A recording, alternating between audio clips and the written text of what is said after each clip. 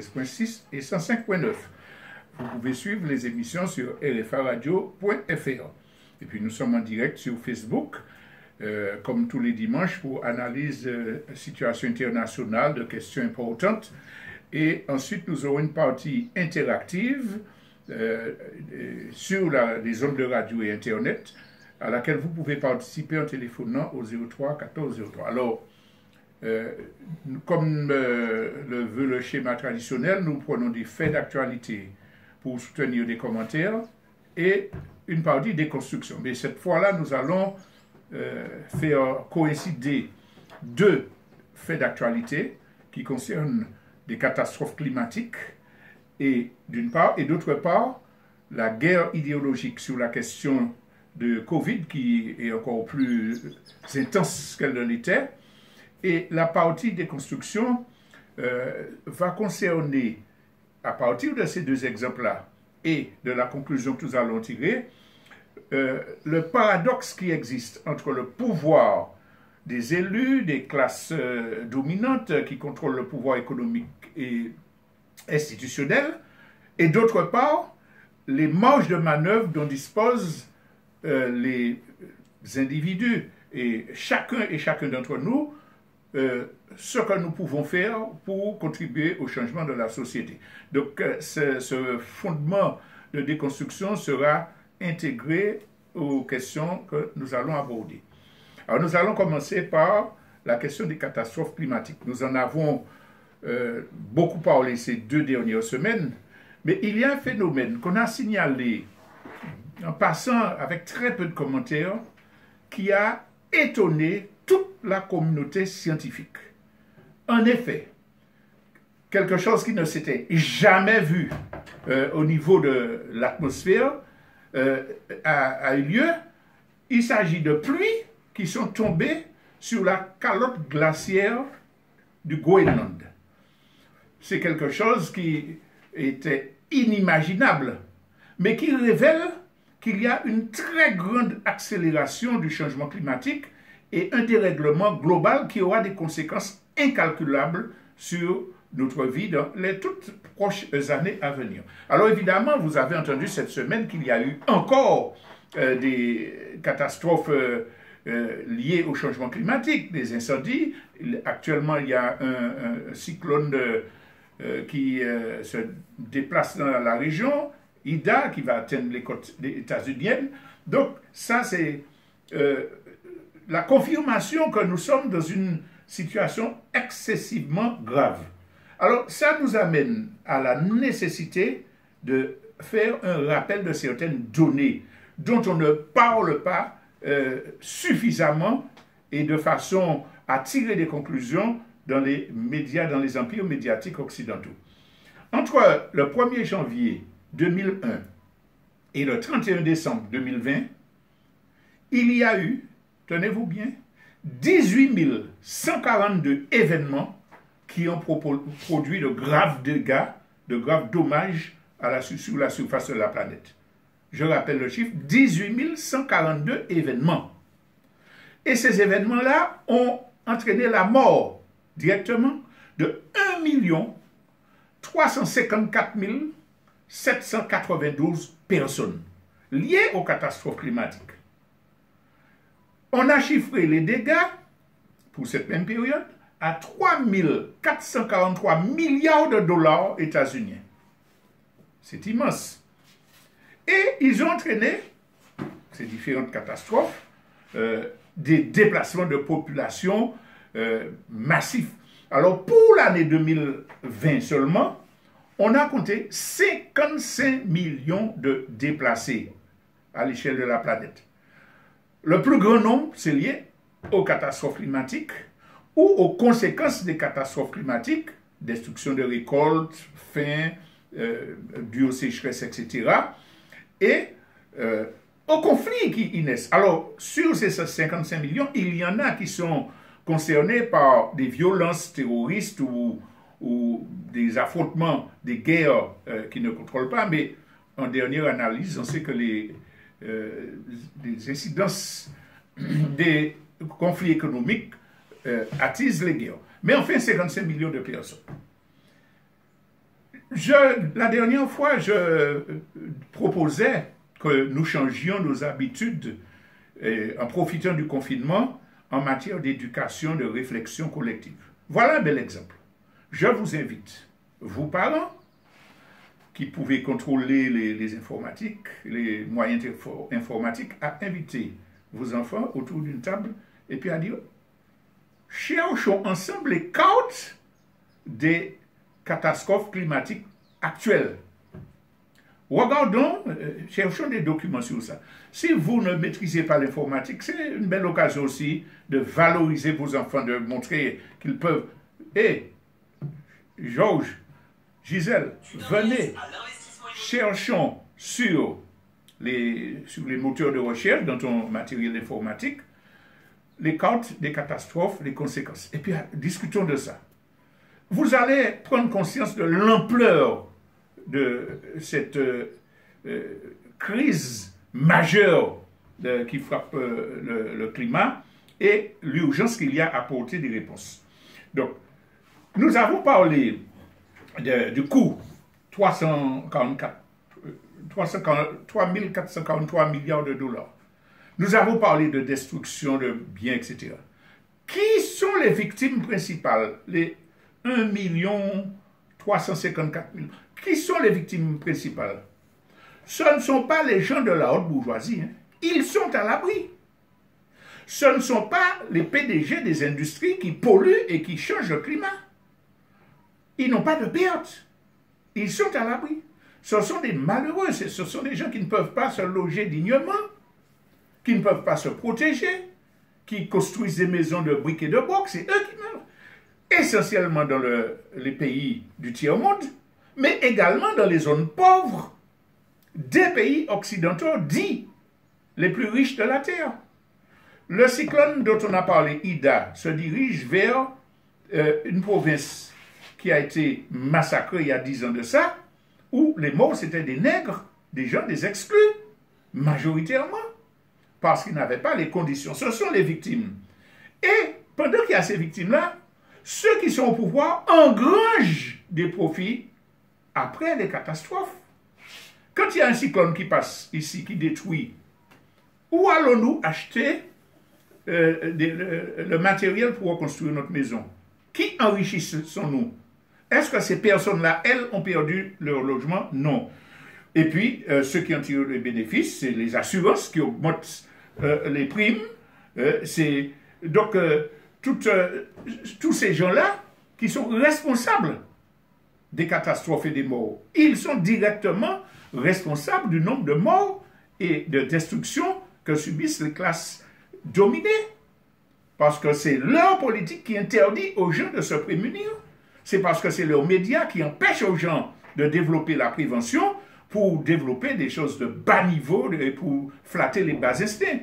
Donc, quand nous avons commenté cette réalité, nous devons nous dire, est-ce que nous allons continuer à accepter cela sans réagir?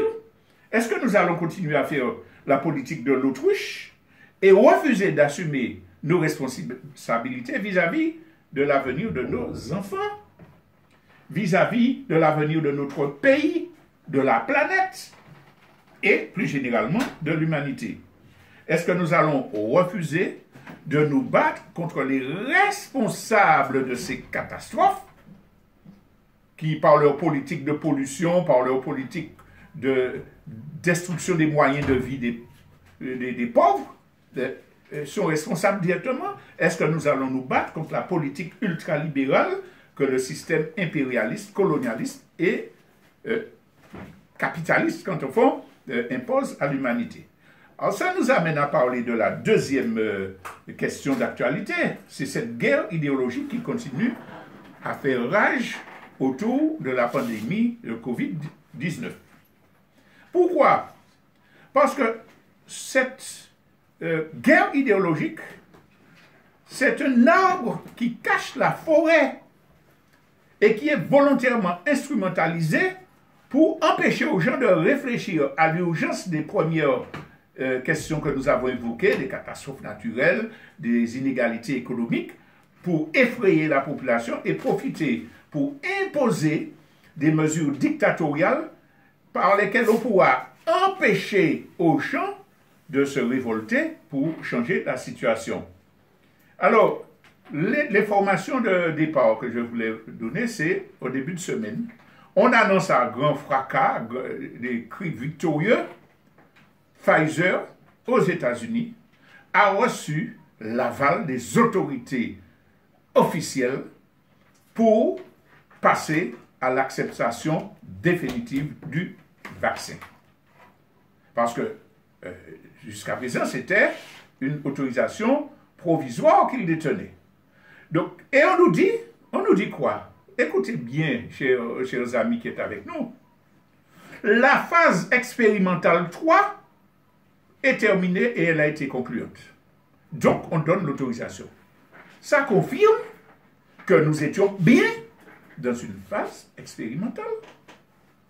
Et si cela confirme qu'on était dans une phase expérimentale, on doit revisiter nos affirmations, nos positions concernant vaccination ou pas vaccination. Donc, on obligeait les gens par des lois, par des sanctions, par des menaces de suspension de salaire d'infirmières à accepter quelque chose qui était en situation d'acceptation provisoire. C'est interdit par la loi. Donc, ce sont des délinquants qui imposent aux gens la vaccination. La question de la phase expérimentale ne se pose pas, on peut la faire, c'est légiférer. On a des législations sur cela. Mais, à côté, comme c'est expérimental, on ne peut pas imposer. Il faut qu'il y ait une acceptation de la personne, éclairée, vérifiable, et un droit de refus. Si on impose un vaccin qui est en phase expérimentale, c'est de la dictature. Alors, quand nous avons dit ça, ça ne veut pas dire que l'autorisation donnée par le gouvernement états-unien est valable, puisqu'on sait les capacités de corruption, de pression qu'ont les multinationales. Et on continue à douter que cette phase expérimentale-là est vraiment terminée parce qu'ils reconnaissent qu'on ne sait pas combien de temps agissent les anticorps qui sont donnés. Ils reconnaissent qu'on ne sait pas combien de temps il faut pour donner un rappel. L'expérimentation n'a pas suffisamment de recul pour pouvoir justifier des politiques dictatoriales. Donc, au contraire, comme ils savent qu'ils sont dans l'illégalité, on va imposer une pensée unique et criminaliser de façon fasciste tous ceux qui ne s'agenouillent pas. Et chaque fois, on va faire une campagne de propagande pour justifier une illégalité en se basant sur la peur qu'on a distillée dans la population. Il y a 15 jours, on nous dit dans les médias, il y a 3 nourrissons qui sont morts du Covid-19. On est resté des mois et des mois à nous dire que les enfants ne présentaient pas de symptômes. Et il faudrait qu'on essaie de comprendre. Alors, comme on a besoin de justifier la vaccination dans les écoles, dans les crèches, pof, on sort une explication. Ah, il y a 3 bébés nourrissons qui sont morts du Covid. C'est de l'affabulation. Et on va dire pourquoi. Là maintenant, on parle de vacciner, d'obliger les enseignants à se faire vacciner. On sort cette semaine une information disant un enseignant en Californie qui n'était pas vacciné a contaminé 28 de ses élèves. Ça veut dire qu'il faut vacciner obligatoirement les enseignants. Mais c'est une affabulation. En quoi on peut être sûr que c'est l'enseignant qui a contaminé et non pas un enfant qui était déjà contaminé, qui a répandu parmi ses camarades et à l'enseignant. Puisqu'on ne sait pas le temps d'évolution, l'enfant pouvait être avoir fait un test.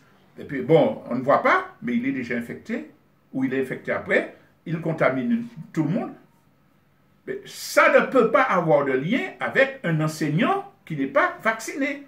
Mais comme on a besoin de prendre des lois pour imposer la vaccination aux enseignants, on tire du chapeau cette histoire. Donc, beaucoup de manipulation, de désinformation. Et puis, tout ce qui vient contredire, dimanche dernier, on a expliqué qu'on censure les sites, ou bien on présente comme fake news. Dimanche dernier également, j'ai parlé d'un exemple sur la chaîne publique Martinique Première. On a inauguré une rubrique fake news. La semaine dernière, on sort une attaque contre l'ivermectine. On a montré déjà que c'était une fausse fake news. Cette semaine-là, qu'est-ce qu'on voit de cette rubrique? Alors, c'est écrit fake news, et puis on reproduit une audio. Ah, ça circule sur les réseaux sociaux. Il y a des gens qui sont vaccinés et qui meurent. Et puis on passe un témoignage. Alors, ça fait scientifique, hein? Oui, je connais quelqu'un qui est mort du Covid alors qu'il était vacciné. Et puis on commence à dire que c'est une fake news. Est-ce que ce journaliste-là a fait une investigation auprès de la personne qui a dit ça?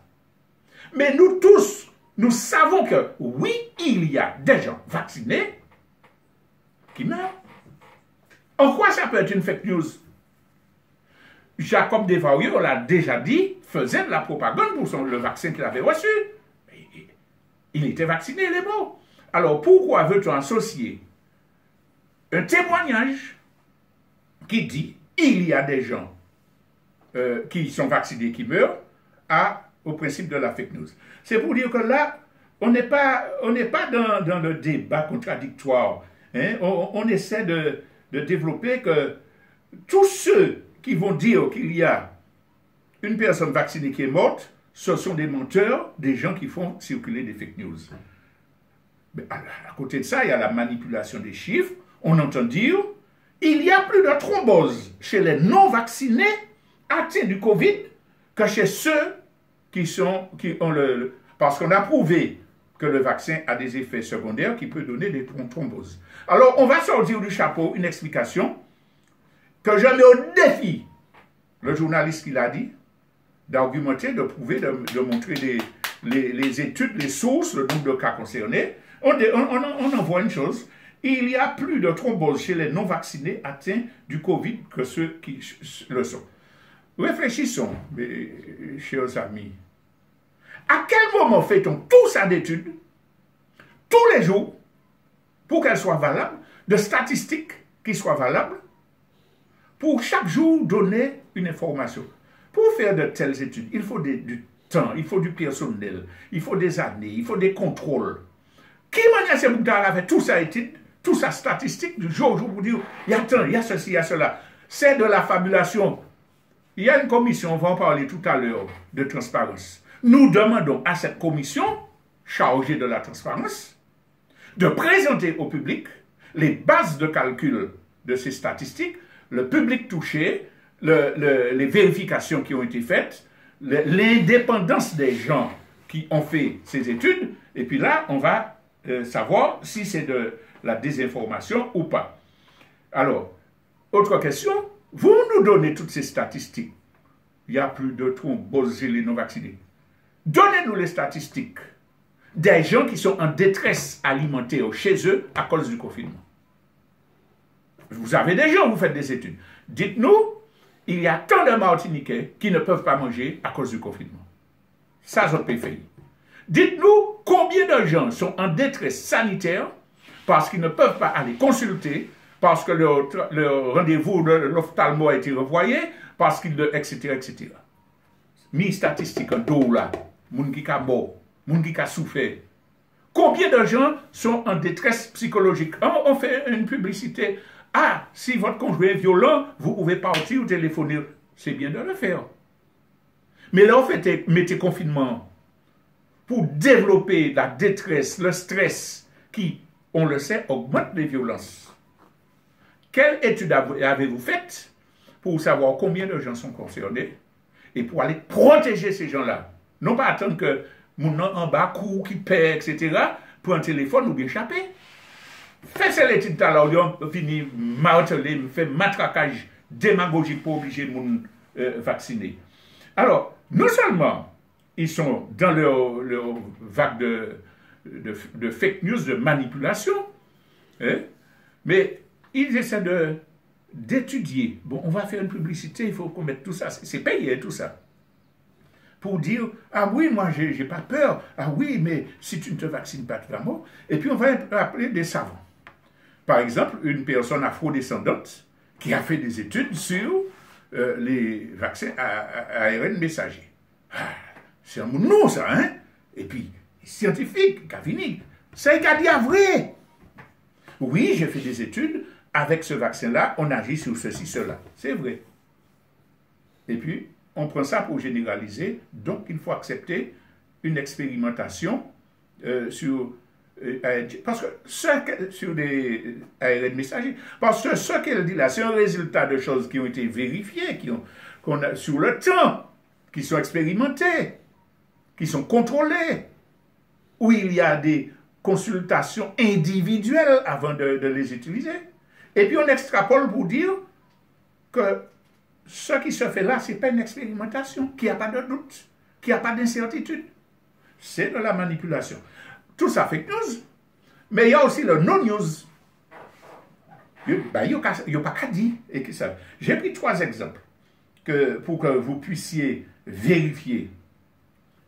Les pays membres de l'Union européenne ont reçu une injonction de la Commission européenne. Alors, qu'est-ce qu'on nous dit? Les pays décidés de lancer des campagnes de rappel vaccinal contre le Covid-19 pourraient s'exposer à des risques juridiques accrus, dans la mesure où l'administration d'un rappel n'a pas encore été recommandée par l'Agence européenne de médicaments, AEM. Cela a été rappelé par la Commission européenne. L'AEM, qui est le régulateur européen du médicament, a fait savoir à de nombreuses reprises qu'elle ne disposait pas de données suffisantes pour pouvoir se prononcer sur l'éventuelle nécessité d'un rappel vaccinal contre le Covid-19 et son calendrier d'administration. Est-ce que vous réalisez l'importance de ce qui est dit là? La Commission de Bruxelles dit aux États membres, je n'ai pas d'éléments pour autoriser des rappels. Et puis tout le monde a fait rappel.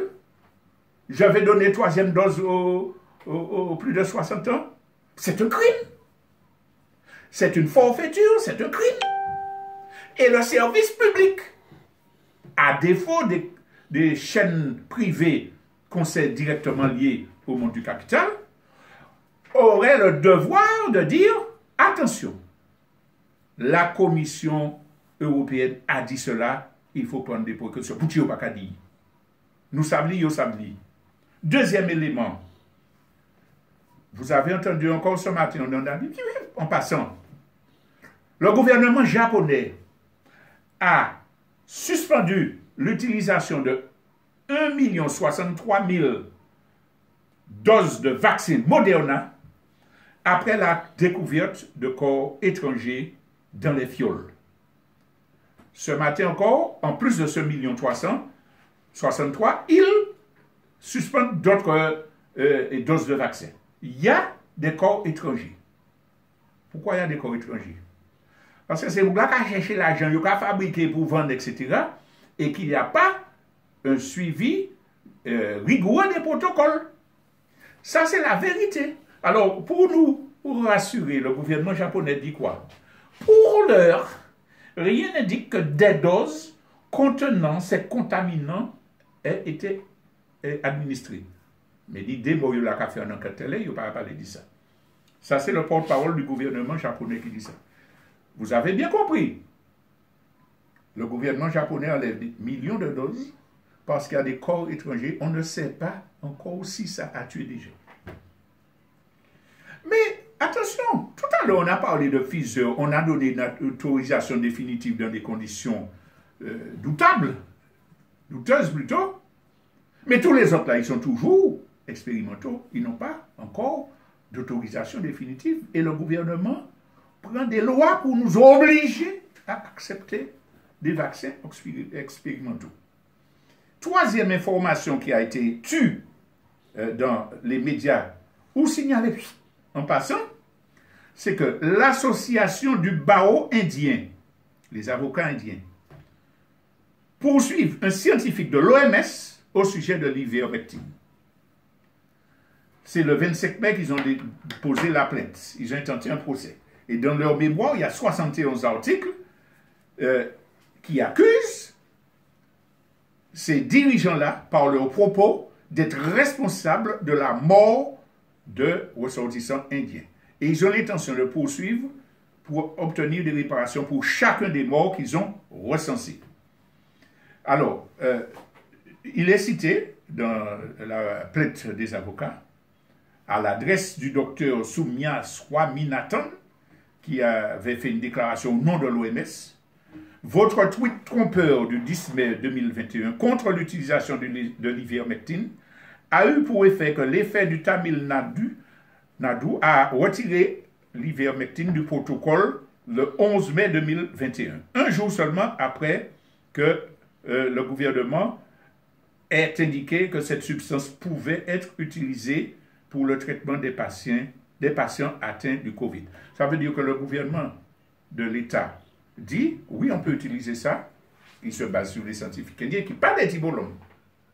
C'est là le laboratoire où on fait de l'humanité, où on fait le plus de médicaments avec la Chine. Le lendemain où le gouverneur dit ça, l'OMS vient dire non, il ne faut pas, etc. Donc, l'avocat signale la responsabilité pénale de la personne qui veut maintenir une autorisation d'utilisation urgente pour la lucrative industrie des vaccins. Et les accusations spécifiques portent sur l'organisation d'une campagne de désinformation contre l'ivermectine et la publication de déclarations dans les médias sociaux pour influencer le public contre l'utilisation de l'ivermectine malgré l'existence d'une grande quantité de données cliniques montrant sa grande efficacité dans la prévention et le traitement du Covid-19. Nous attendons même pas là ici. En particulier, le mémoire du barreau indien fait référence, écoutez, les gens qui répètent n'importe quoi. Le mémoire du barreau indien fait référence aux publications et aux preuves évaluées par les pairs et compilées par le groupe de 10 membres de la Front Life COVID-19 Critical Care, par un groupe de 65 membres du British Ivermectin Recommendation, dirigé par le docteur Teslawi, consultant de l'OMS et expert en méta-analyse.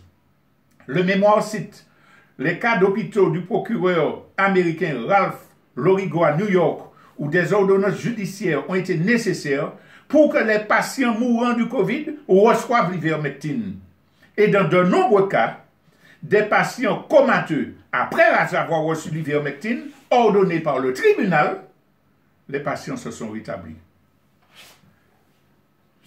Est-ce que vous imaginez ça? Le service public n'aurait pas dû dire ça. Mais non! Il faut non seulement être révérend, mais il faut être obéissant. Il faut être propagandiste de ce que le gouvernement a dit de dire. Mais c'est criminel. Cela est criminel.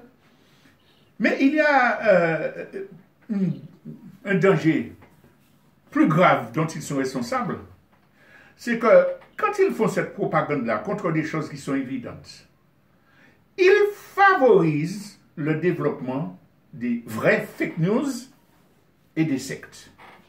Parce que quand vous venez dire à quelqu'un qui a une preuve que quelque chose existe, non, il n'est pas bon, cette personne n'en a plus confiance en vous, mais elle va absorber des fake news que des gens mal intentionnés peuvent développer, des sectes, etc.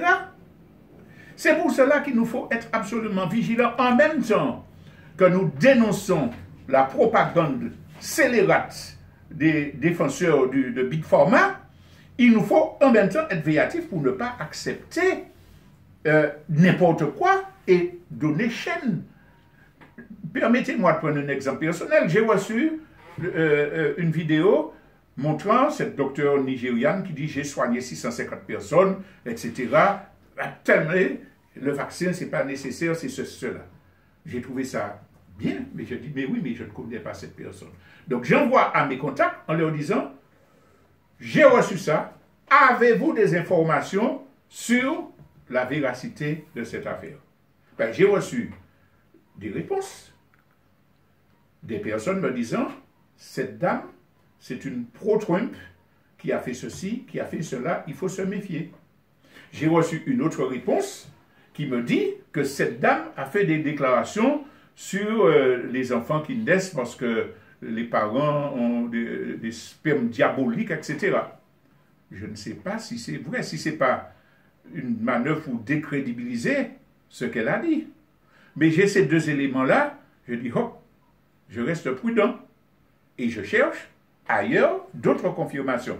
Pour dire que ce n'est pas dès que je reçois une chose, comme je suis contre le vaccin, dès que je reçois quelque chose contre le vaccin, je vais balancer ça à tout le monde, il faut que je sache qui envoie et pourquoi.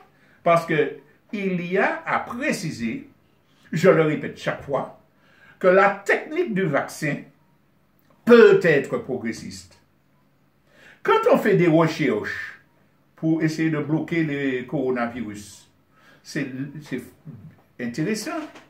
Si au bout du compte, l'un de ces vaccins qu'on expérimente, on arrive à prouver sur le temps, avec des études sérieuses, non contrôlées par Big Pharma ou par des gens payés, que ce vaccin-là est bon, mais tant mieux pour l'humanité. Ceux qui ont fait le pari au casino de le prendre, qui sont guéris, on souhaite ça pour eux. Mais on peut se dire, tant que ce n'est pas garanti, on a le droit d'être vigilant. Je veux parler maintenant de la fameuse commission de transparence.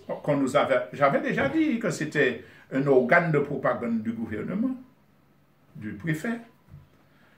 La commission de transparence citoyenne a publié son premier rapport. Alors, c'est quoi ce rapport? Nous avons été reçus par l'ARS. On leur a demandé ça, ils nous ont dit ça. Nous avons été reçus par le préfet. On lui a demandé ça, il nous a dit ça. Et on lui a dit, ben oui, mais on dit qu'il y a des touristes. Et non, le préfet nous a dit non, etc. Ça veut dire que le travail du comité de transparence, c'est d'aller demander aux autorités qui ont déjà parlé, dont nous nous méfions des réponses. Qu'est-ce que vous pensez? Et puis de répercuter les réponses du préfet? Non, sans contradiction. Les réponses de l'ARS? Non. Est-ce que c'est un conseil de transparence? Aller voir des institutions, poser des questions que tout le monde pose, et puis répercuter les réponses qu'ils ont toujours données, sans contradiction. C'est de la transparence. Alors, ils ajoutent le travail du comité de transparence se poursuit.